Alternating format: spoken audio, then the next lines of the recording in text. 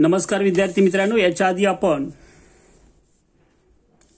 Math standard 10th mathematics part 2 lesson 3rd circle practice set 3.1 आणि 3.2 आपण पाहिले आहेत. आपण आता सगळे एक्झाम्पल घेत नाहीये कोरोनामुळे, आणि आता आपण फक्त महत्त्वाची आणि परीक्षेला विचारल्या जाऊ शकणारी आणि इझी एक्झाम्पल जे आहेत ते आपण घेणार आहेत, आणि पुढे मग जानेवारी नंतर राहिलेले एक्झाम्पल सॉल्व्ह करणार आहे. तर लक्ष द्या, in figure point GDEF are concyclic. Concyclic means point having on the same circle. Point GDEF are on the same circle. Such points are said to be concyclic points of a circle with center C. Angle ECF, this one is given to us 70 degree. Arc, major arc DGF. Arc हा circular असतो. हा जो arc आहे इथून इथपर्यंत याचं major आहे total किती, 200 डिग्री. जस्ट फॉर अंडरस्टँडिंग साठी आपण इथून एवढा जे मेजर आहे या आर्कचा तो 200 आहे. आणि तुम्हाला एक माहिती असेल, हा 70 असेल angle. Measure of central angle is equal to the measure of corresponding in arc. याचा आर्क जो असेल तो पण 70 असणार आहे. Now only one left, which one, DE. If you can calculate DE, तुम्ही एकदा DE काढलं की सगळे तुम्हाला DE कसं काढणार, 360 minus these two arcs, you will get arc DE. Find arc DE. So let us start now. Solution.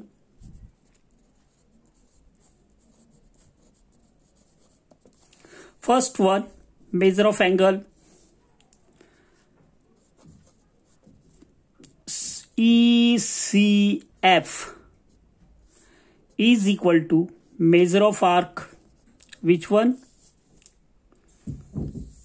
EF.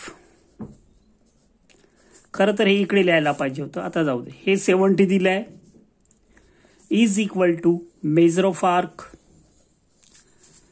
C, कोणतं, measure of arc EF. Arc असा राऊंड असतो, कंस, अँगल सेंट्रल अँगल. इथे लिहू शकता तो measure of central angle. Therefore इथे होईल measure of arc, which one, EF is equal to 70 degree. याला आपण देऊ 1 नंबर. आता पुढे बट मेजर ऑफ आर्क कोणतं, DGE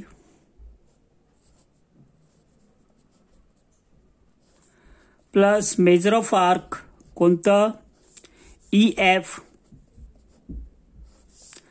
plus measure of arc कोणतं, DE. मेजर ऑफ आर्क पाहिजे इकडे,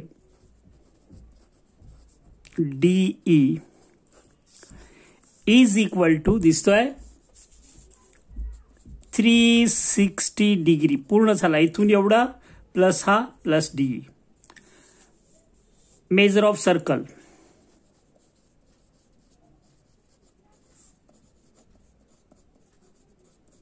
हे रिझन आहेच. आता मी व्हॅल्यूज ठेवतो. DGE किती आहे, व्हॅल्यू पुट केलं, DGE 200 आहे, प्लस मेजर ऑफ EF आताच काढलं आपण किती, 70 डिग्री, प्लस कोणतं आहे, DE measure of arc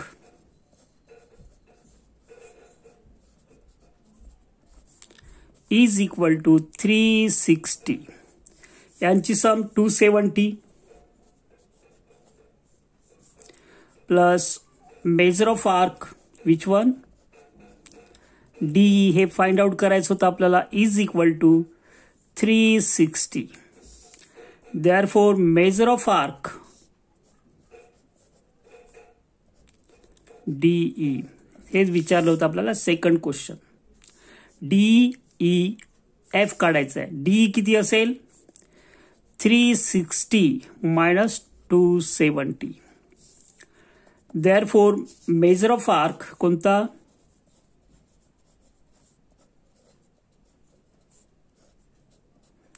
is equal to, याची सबस्ट्रॅक्शन करा, तुम्हाला आन्सर मिळेल. किती मिळेल?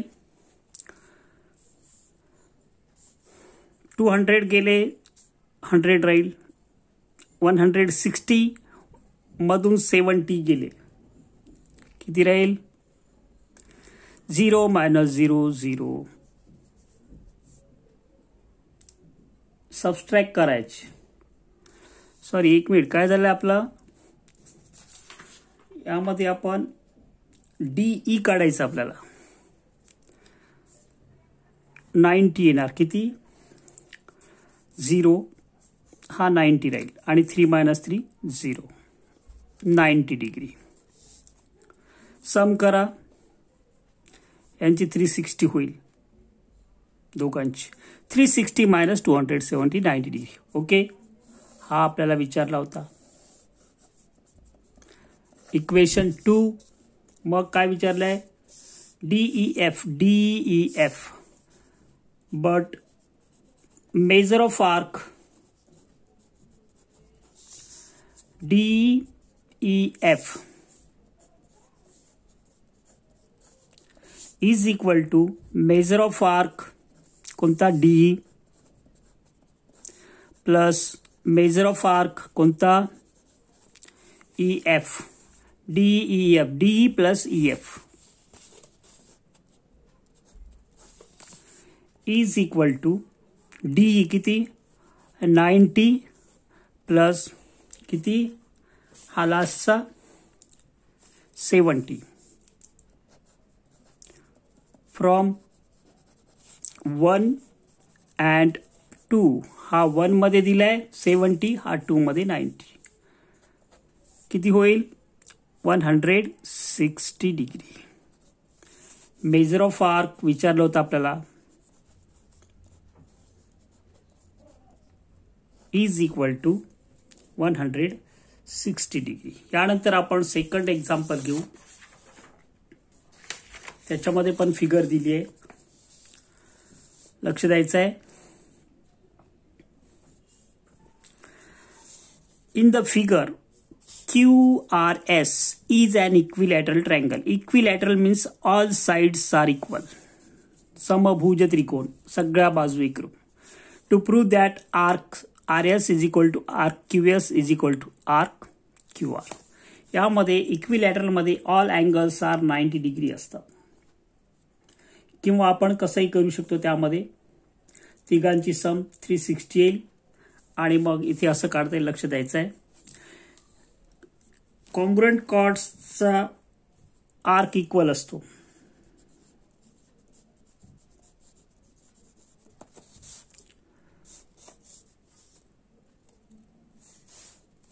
इक्विलॅटरल ट्रायंगल QRS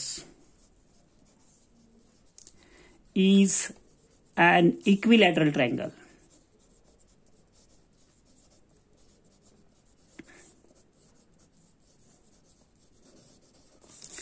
Therefore काय होईल? Segment QR congruent segment RS congruent segment QRRS QS SQ. हे तिन्ही आर कसं झालं? एक साइड्स इक्वल आहे. Sides of equilateral triangle. Equilateral triangle वरती लिहिलंय, sides are congruent. In equilateral triangle, sides are congruent. Arc of the same circle are, if the chords are equal, then corresponding arc also equal. By if chords are equal, then corresponding chords arcs are equal. Therefore measure of arc कोणता, QR, किंवा आपल्याला जसं congruent दाखवायचं आहे म्हणजे इथे bracket करण्याची गरज नाही. कॉन्ग्रंट आर्क कोणता, QR RS, congruent arc QS. हा पहिला प्रूव्ह झाला. फर्स्ट स्टेटमेंट आपण प्रूव्ह केलेलं आहे. सेकंडसाठी टू प्रूव्ह करायचं major of arc QRS 240 degree QRS. तर याच्यामध्ये लक्ष द्यायचं आहे. QRS आपल्याला किती काढायचं आहे, 240 डिग्री प्रूव्ह करायचं आहे. तर यामध्ये तेच वापरणार आपण. Major of arc QR plus measure of arc कोणता, RS plus measure of arc कोणता, QS. QR RS SQ is equal to 360 degree. QR RS QS total complete one circle होतो. सो मग याचं तुम्ही असंही करू शकता, इज इक्वल टू ते एक्स करा. मग याचं एक्स डिग्री प्लस एक्स डिग्रीची गरज नाही plus x is equal to 360. therefore 3x is equal to 360. therefore x is equal to divide केला आपण 360 divided by 3 is equal to किती, 12 3 म्हणजे 120. x is equal to 120. therefore सगळे x, therefore arc QR is equal to arc RS is equal to arc QS is equal to 120 degree. 2 आपल्याला काय काढायचं आहे, major of arc QRS.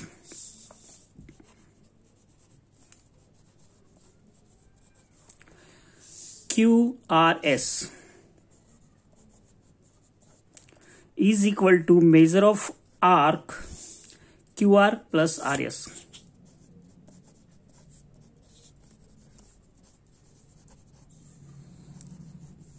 QR plus RS 120 120 120 plus 120 from 2 is equal to 240 degree. Measure of arc QRS 120 degree. यानंतर आपण last एक example घेऊ आणि मग मी थांबतो. लक्ष द्यायचं आहे. लास्ट एक्झाम्पल घेतोय. In figure chord AB congruent chord CD to prove that arc AC is equal to BD. आता तुम्हाला एक माहिती आहे, if arcs are congruent then corresponding chords are congruent.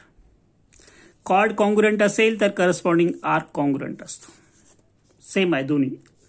लक्ष द्यायचं आहे. टू प्रूव्ह पाहिजे तर तुम्ही लिहू शकता. हे गिवन पण लिहू शकता. Arc AC congruent arc BD. लक्ष द्यायचंय. गिवन इन्फॉर्मेशन आहे आपल्याकडे सुरुवातीला. chord AB कॉन्ग्रुएंट chord कोणती, CD. हे गिवन आहे.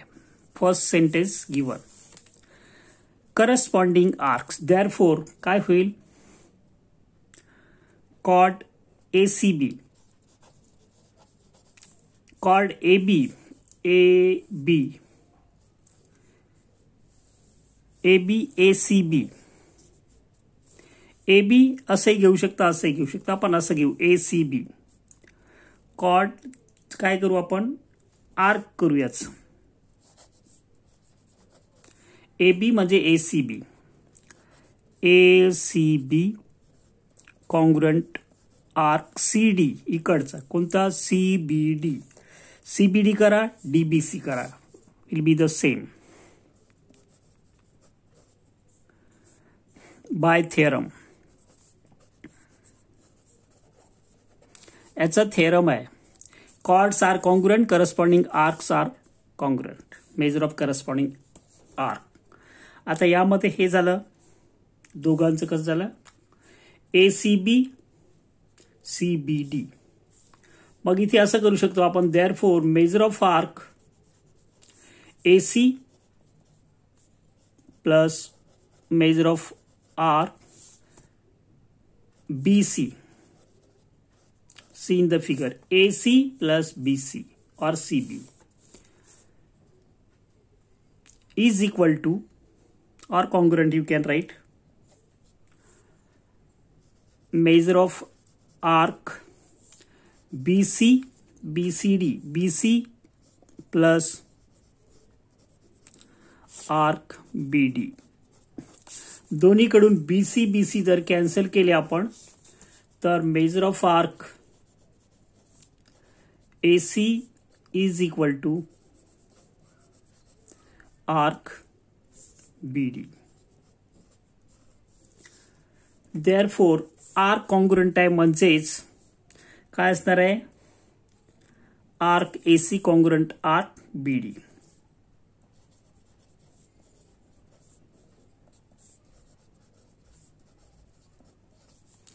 अशा प्रकारे तुम्ही हे प्रूव्ह करू शकता. या ठिकाणी मी थांबतोय. यातली महत्त्वाची तीनही उदाहरणं होती, तिन्ही सॉल्व्ह केलेली आहेत, सोपी आहेत. पण याच्यामध्ये पहिलं आणि दुसरं महत्त्वाचं एक्झाम्पल आहे. ओके, या ठिकाणी मी थांबतो. Best of luck.